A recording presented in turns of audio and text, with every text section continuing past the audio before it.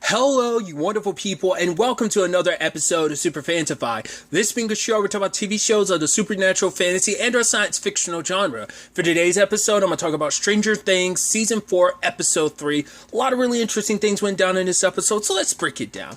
Well, first and foremost, let's start off with everything going on in Hawkins. Obviously, picking up in the aftermath of everything, they're telling Eddie that everything's going to be okay, but Eddie's kind of like, right, are we really equipped to deal with this? And they're like, Robin's saying like, right, we've been through this. Well, they've been through this more times than I have. They've been through this like 3 times. I've been through this once. And then you also have Steve adding in. It's like, well, we did have a girl with superpowers, so that was like their heavy hitter. But it's like, no, don't worry, we'll figure out a way around this. So... But there's the whole situation with Fred's body getting discovered, and they bring Nancy into the fold and let her know like what's going on that front. So now they're trying to figure out, okay, so what is this Vecna? She's even wondering if it has any correlation to what she learned about the whole Victor Creole situation. So she wants to go investigate that, but she thinks it's a long shot. The thing is, Nancy has proven herself time and time again. She's got really good investigative instincts, so there is something there. And I love that Steve wanted to go with her, but it's like, well, Robin doesn't know how to doesn't have a license. It's like, why don't you have a license? She's like, I'm poor. It's like, well, Dustin's like, I can drive, and he's like, no. And then Max is like, I'll drive. And he's like, no, not again. No. And it's like, right. Robin decides to go with Nancy, which I love. Once again, it's like, I think this is going to do kind of like season 2 kind of did this too, where like you got some interesting people pairing off. I mean, typically the pairings tend to be the same ones over and over. Not as a bad thing. I'm just saying, like, typically everyone kind of stays with their own group. As Steve says, he's stuck babysitting yet again. It's like, this is 2 seasons in a row I've been stuck babysitting. Oh, making this the 3rd season, actually, because got stuck babysitting season 2. Got stuck babysitting to even more so because he had to look after, well, I don't know. Well, yeah, he still considers it babysitting because he's looking after Max and Dustin this time, but he was looking after Dustin and Erica last season, so... But yeah, and you now have Robin and Nancy spending time together, which these characters had very few interactions last season. And it doesn't seem like they interacted much in school before or after everything in season 3. So it's interesting to have, and like the fact is Robin is the awkward person that she is. I don't think it's a thing of like, she finds Nancy attractive or anything like that, because she's already kind of smitten with Victoria. So I think that's probably like, that's the girl that's kind of got her eyes currently. But I think it's just, she's socially awkward, and she's just like, she likes to ramble. We've already kind of been through this. So it shows you, boys or girls, doesn't matter who she's around, she's going to ramble because she doesn't know what to do. She's kind of socially awkward. And that's so interesting, and I think that's such a cute element of her character, because we didn't get to really see that, because obviously the entirety of season 3, well, you know, obviously, season 3 took place over the course of a week, but our only interaction with Robin was in work circumstances. So now we get to see her, because she was always kind of like, not stoic, but she was like the very like sarcastic person, and now we get to see even more of her personality flushed out, where it's like, oh, you are a super socially awkward person. Whether that's just a byproduct of, you know, I don't think that contributes like the biggest part. I think it's just like, that's just naturally part of her personality. But I love that she's trying to talk to Nancy, and Nancy just kind of get annoyed with her. She's like, oh, you know, she's like, I'm sorry, like, you're like looking like you're really annoyed, and Nancy's like, no, it's fine. And it's just like, and even the librarian was kind of looking to Robin. Robin just kind of shrugs back, like, because Nancy definitely seemed irked. And then it's like, fine, like, call Steve. I'm sure he'll pick you up immediately. And she's like, hey, I just want you to know, me and Steve aren't a thing. And Nancy's like, what? It's like, no, just in case has adding any animosity here or something. It's like, Nancy's like, no, it wasn't. I think it's just a culmination of, she's put so much forward when it comes to this, you know, reporter side of herself, that she kind of was doubting herself, like, oh, maybe this isn't going to pan out. Plus all this going on, plus the whole Fred thing, plus everything going on between her and Jonathan. I think it's a culmination of so many things. Because it's interesting while Robin's having that conversation about, like, me and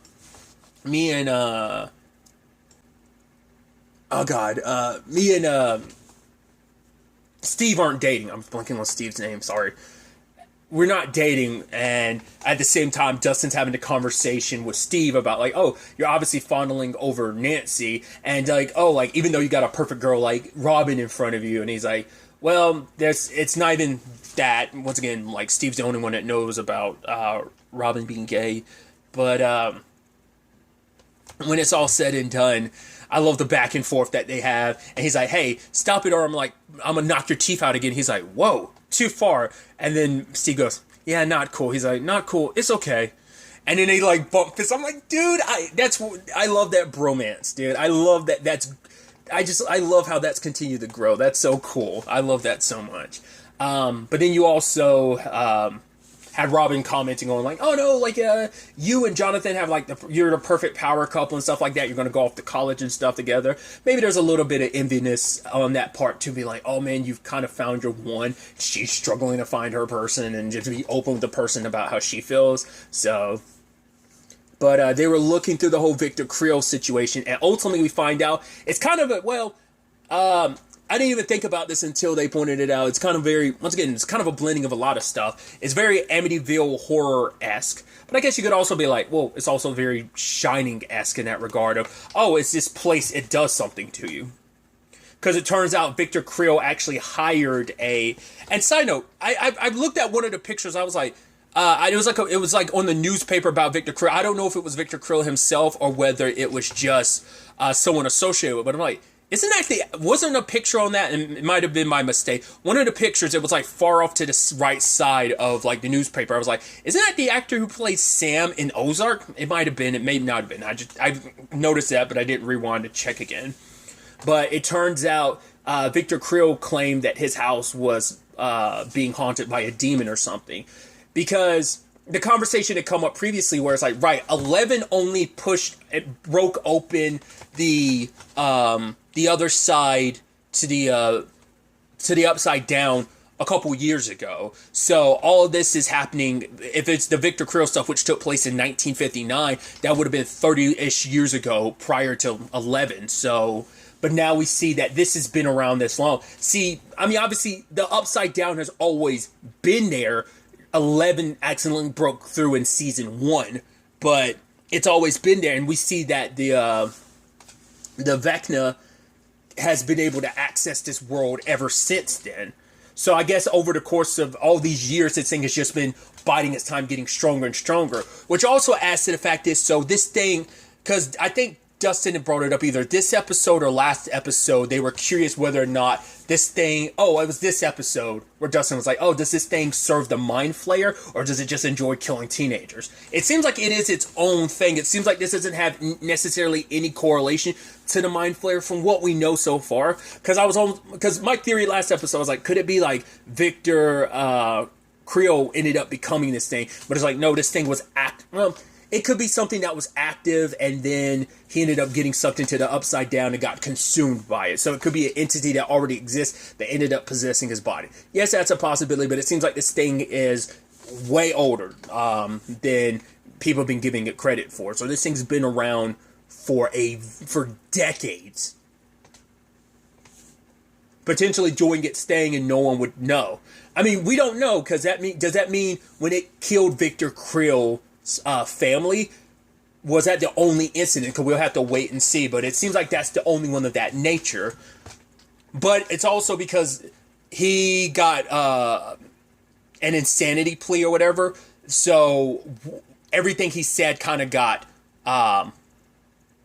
locked away, so it never got public about what he said, so no one probably ever drew correlation between the cases. If there was any other incident similar to that over the years, no one else drew any comparison. The only reason why Wayne made a comparison, because he had it in his thought, like, oh, this is very similar to this case from, like, way, way, way back. So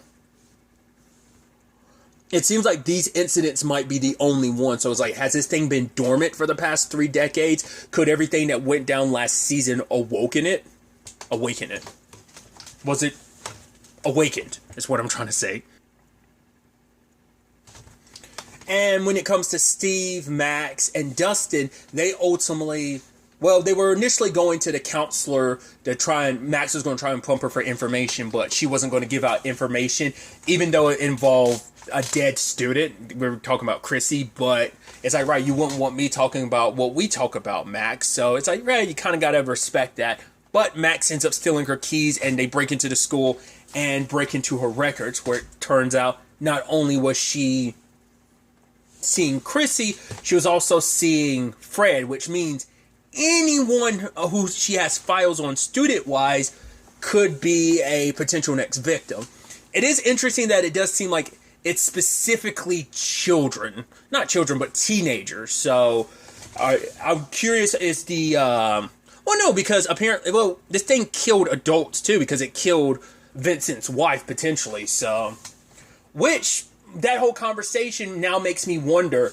because I had said previously maybe that thing had taken possession of 11, and everything that went down in the opening of the first episode wasn't 11, but that thing maybe getting control of her. But now the question, could it be that 11 pushed the trauma because of everything associated with it? She blocked her memories of it, but could it be that 11 has physically come across... Because Dr. Owen says later on, like, oh, you've crossed this evil before. But he's specifically referencing the Demogorgon, the Mind Flayer, and then Mind Flayer again in Season 3.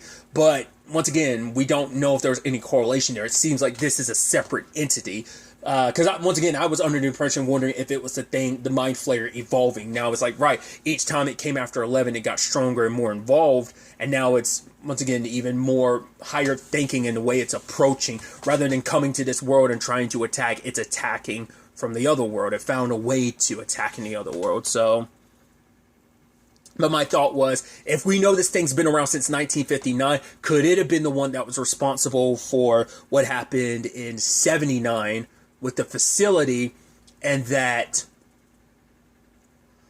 11 got blamed for it, but maybe like she felt the thing's presence and tried to fight back, or maybe the reason why her eyes were bleeding and stuff like that, maybe because she was pushing herself, killing everybody, or she was being tortured by this thing because, you know, she was probably already her and the other subjects were already going through all those experiences. So it got everyone else, the adults and the children subjects all together, and then 11 ended up fighting back and staving off its attack. And maybe, so that actually kind of goes with what I was bringing up, whether or not there were other attacks, and maybe no one's ever correlated it. Maybe when 11 potentially fought it back in 79, she heavily wounded it, and it's been licking its wounds for these past couple years. What if the Vecna is in fact the one that's in charge, and it's the one that's been, you know, doing all that it's been doing? We'll have to wait and see whether there's any validity to that or not. But continuing the Hawkins side of things, going back to it, Max is looking through the files and finds out, looks through it and sees the similarities not only to between Christy and Fred. She also realizes the similarities to herself, the nosebleeds, the constant headaches, and the constant nightmares. And so she's realizing, like, oh, she's potentially another victim. And then we see her head out in a hallway where the Vecna is calling out to her, but also the clock. It's kind of this thing's signature. Once again, I think it's once you see the clock, it's almost like, what was it? There's something, because the nerdy reference I can make, it's all going to be nerdy references, but the one that comes to my mind is like Aizen's Bankai. The whole point is, once you see Aizen's Bankai, you can never defeat it. That whole thing, right? So I'm trying to think. There was something else like that. Like once you see it, you're kind of, well, I guess the comparison that could be made is like The Ring, where it's like, right, once you see this, you've been kind of marked. So once again, it's like this thing's kind of a culmination of many different monsters from over the years. But now Max has seen the clock, the bell, well, just the clock, and now that means time is winding down. I guess, like, given enough time, like, it can eventually get to you, and once it has a hold of you, it gets a better and better grip given enough time. I guess it just needs time to kind of, it's hunting its prey, so it needs to tenderize you a little bit, and then when it softens you up enough with your fears and your trauma and your terror, then it strikes and gets you good, right? So there's that, which is kind of interesting to know, like, one of the main protagonists is going through this. But once again, she's not the only one, because we actually saw this thing circling It's basically using the upside down as a connective hive mind to the other side, and it's going through all these different people. Even one of the people that's with Jason and Lucas's episode, his nose starts bleeding because he's got some stuff going on at home, I think, that is making him a plausible. Well, once again, it's all happening at once. It was searching out different victims, and he seems like he might be. Once again, this thing does seem like it's possible, I guess, the stronger it gets to target multiple people at once. But it seems like it can target people, but it typically will, like, fully go after one person at a time. Chrissy, then Fred, and now we have 2 potential victims lined up. That basketball kid or Max, so. But speaking of Lucas and them, Jason and the others are like, no, we're not going to hurt Eddie, we're just going to ask him and make him confess what he did. And it's like, yeah, you say that as you bring a large wrench and you have a whole bunch of weapons in the back of your vehicle. And Lucas decides to go because it's hard to say why he 100% decided to go. Whether he was just like, oh, like just because he's still holding on to that, trying to be popular. He's like wanting to believe that things won't go sideways, or is he going because... There's a later parts make it seem like he's continuing to go with them because he wants to stop things from getting like way out of hand, because they don't know what's going on. So maybe he wants to make sure everyone's okay, in case Eddie is the killer. Because he does say it later on, like, no, Eddie's the one that did this. Why do the cops think so? So he was leaning toward, like, he didn't know there were other elements involved at that time, but still. But sadly, Jason and his people, like his boys, end up jumping Eddie's bandmates, and like it's like, oh, like it'd be hard to play the drum if you have a broken hand. It's like, wow, like Jason's going hard. I get where this is coming from, but like the fact is that they're not recognizing how messed up this is. Notice that no one else on the basketball team is there except for those 2, because I think they said, like, referencing someone else bailing out, so I think the others weren't really about it, or they're out there on their own looking too. I just think it's interesting that it's just these 4. And even Lucas is recognizing how messed up this is, and knowing that right now they've pointed Jason and the others have gotten pointed towards Dustin because he was looking for Eddie, so maybe he found Eddie. So he got in contact with Dustin and be like, yo, wait, what do you mean Eddie didn't do it? Why do the cops think he did it? And it's like, right, you're so far behind on what's going on. And the moment Lucas is like, oh no, I know where Eddie is, I was like, you're not actually going to tell them. If I'm not mistaken, that was Hopper's cabin that he took them to, right? I think so.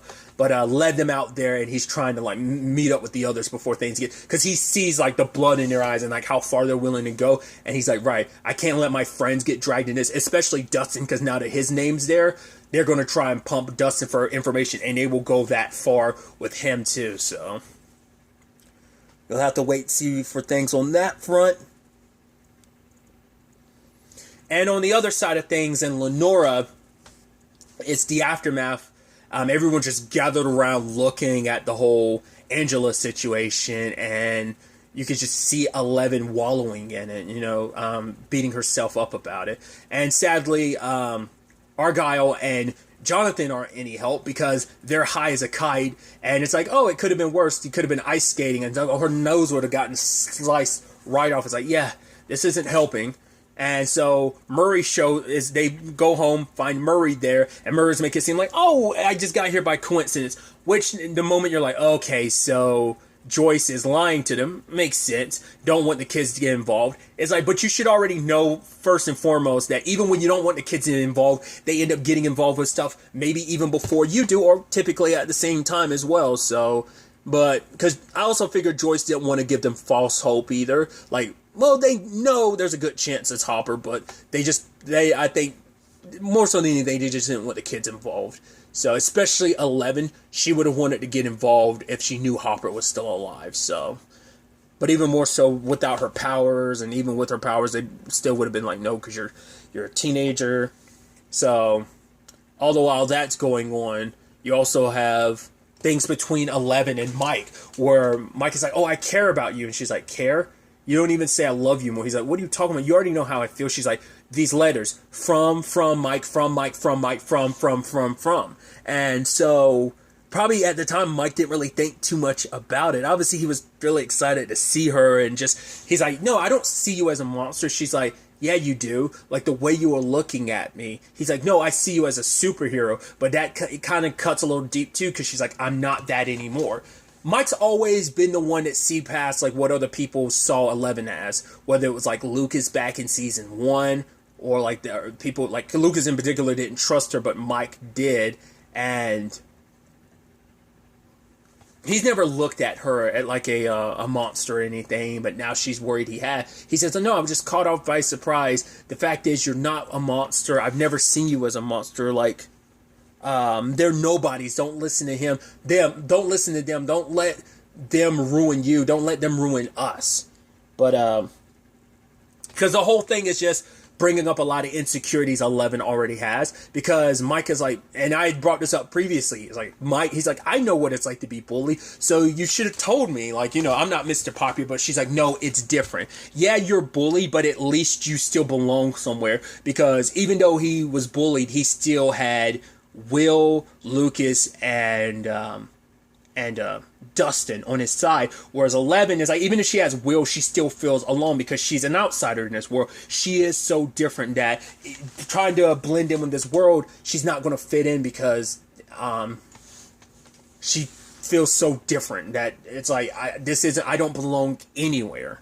So, but then the police show up, because I guess it is assault, and it was like with a weapon too, so they've come to arrest 11, and Mike promising that he'll get her out of this, that he'll undo everything, he'll make this right.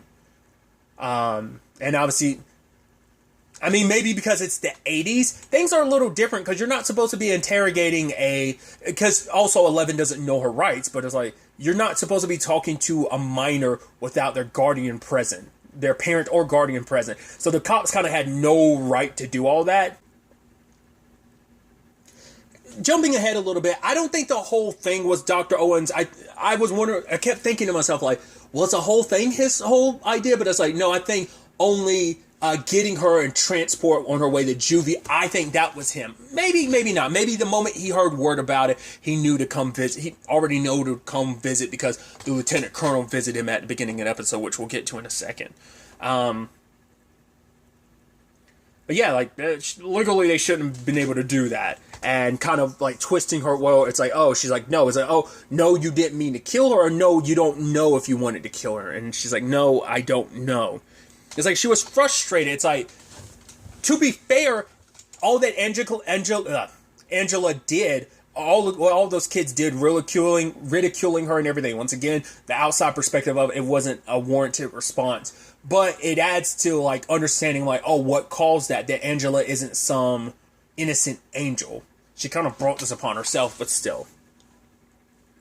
But, going back to what I was saying before about Dr. Owens, he gets visited by the lieutenant colonel who came to town last episode investigating these cases. I was wondering why I recognize that actor. I'm blanking on his character's name now.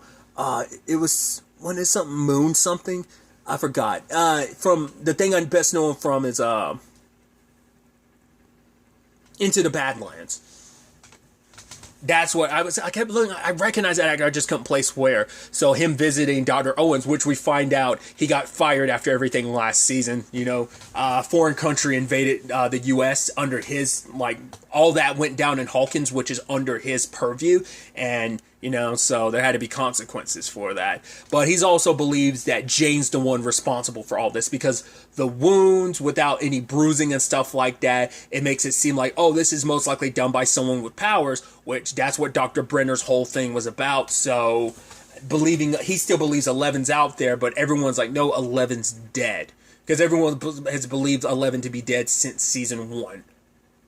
But he doesn't believe that, and now he's going to be hunting Jane. In fact, he says that all they have to do is watch Dr. Owens, and he'll eventually lead them to 11. That's the sad thing. She doesn't even have her powers currently, but they won't listen to that, because this whole conversation about monsters versus superheroes, which is kind of, well, I think it's monsters, the monster and the superhero, or something like that. It's the title of the episode. So I thought that was interesting.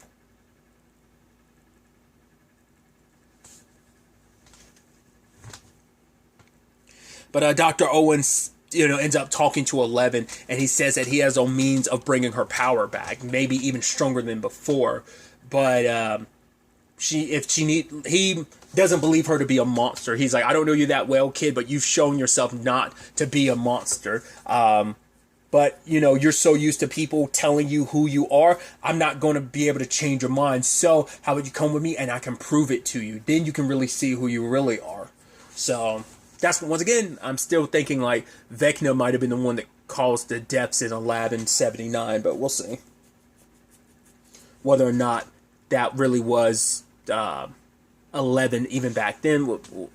But other than that, he's telling her about the dangers that, is coming to Hawkins, that a war's coming, and that if they're going to win, he thinks they're going to need her. He's like, I'm betting on you. If it comes down to it, I believe that you are the only hope of this planet. So, because even the Mind Flayer made it clear last season, I will kill you, your friends, and then I will come after everyone in this world. So, I'm assuming the same thing's going to apply in this, in the Vecna's case as well. So ultimately, 11, I don't know why I said 4. I guess Umbrella Academy slept there. 11, just because of the number situation, 11 ends up going with him. We do see some of the people that work for Dr. Owens roll up at with Will, Mike, and Jonathan. So probably going to fill them in about everything as well, about what's going on. Or at the very least tell them, like, right, 11, she's fine, but she's with Dr. Owens, but we can't tell you where they are, or maybe we will take you to them.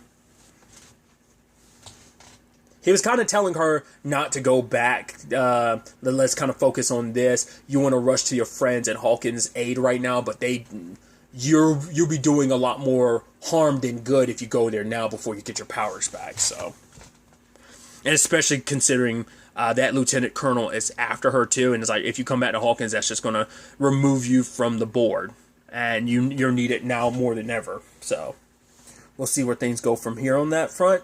And then finally, there's everything with Hopper getting a little more time between him and Enzo, or what's his name, Antilov, I think is maybe his name. I'm probably butchering that, but it's like, oh, your Russian's getting better as well as your acting, which I find, like, once again, it's kind of funny on two levels, because being Red Guardian and Black Widow, because one, you're an actor, two, you were playing a Russian character in Black Widow as a Red Guardian, so it's funny how that works out like that. Was that what that was meant to be? No, but I'm probably reading a lot deeper than that dialogue was meant to be in that regard. But he is telling Hopper that, yep, I got contact with your friends. Hopefully they'll drop off the 40,000 to my pilot buddy, who will then bring it to me. And in that process, you can sneak aboard and leave with him. It's like, but your buddy, he's a criminal. It's like, yeah, he's asking that because your buddy being a criminal most likely means, like, who's to say he won't just pocket the 40,000 himself and bounce? But the guy Yuri, right? And Enzo, quote unquote, Enzo says that, oh, I'll handle it. We'll see if that, once again, doesn't even prove that Enzo can be trusted. But thought it was pretty wild, the whole situation with Hopper breaking his leg, getting his leg busted up by that. I was like, ugh. And especially later on when he's like, the sheer pain that he's in, and he's walking on it. Then later on, peeling the shackles off, I guess, trying to get himself in pretty good shape and recovery, but he's probably making it so that it could easily be slipped on and off, but he wants to make sure, like, all right, I got to get myself in shape because I got to be strong enough to prepare for when the time comes to make my move. So once again, everyone's making their respective moves in this upcoming for what's coming, so we'll have to wait to see where the next episode takes us with all of this. But really, that's all I'm going to talk about. Till the next time we meet, be happy, be safe, live life to the fullest, and enjoy it. Good day, and goodbye.